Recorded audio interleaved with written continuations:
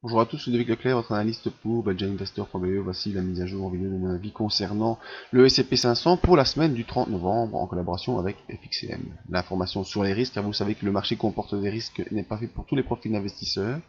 C'est à vous-même d'évaluer vos propres risques. Je ne suis pas là pour vous conseiller dans vos opérations.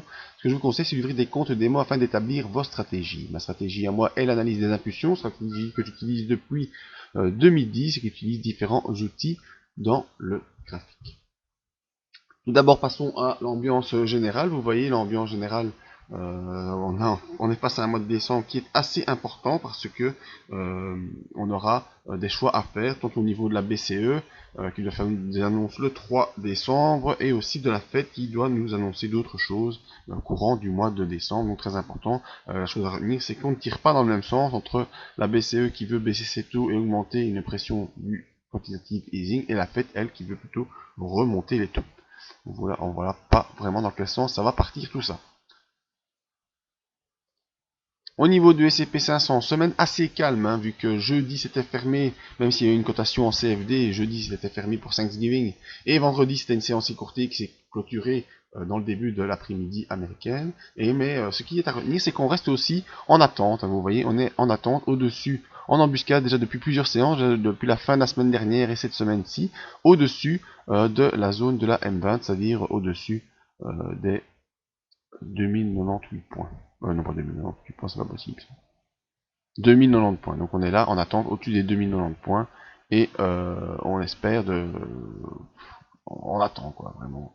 On attend ça.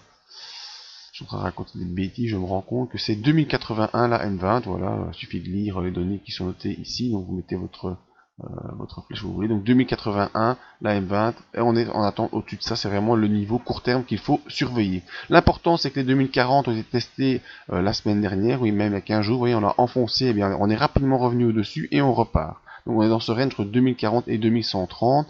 Ce qu'il faut attendre maintenant, c'est les différentes annonces. Tout d'abord l'annonce de la BCE le 3 décembre, qui peut-être pourra tirer le SCP jusqu'aux 2130 points, et un peu nous donner une impulsion, parce que là on est un peu en phase neutre, avec les bandes de Bollinger qui sont en latéralisation, les deux moyennes mobiles qui sont proches l'une de l'autre, pas vraiment grand chose à faire.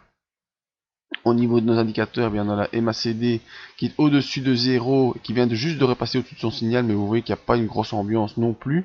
Et au niveau du RSI, eh bien on n'arrive pas à se stabiliser au-dessus de 60, donc il n'y a pas vraiment de pression haussière. Tout ça me fait penser plutôt à une ligne de départ, comme je veux bien le dire.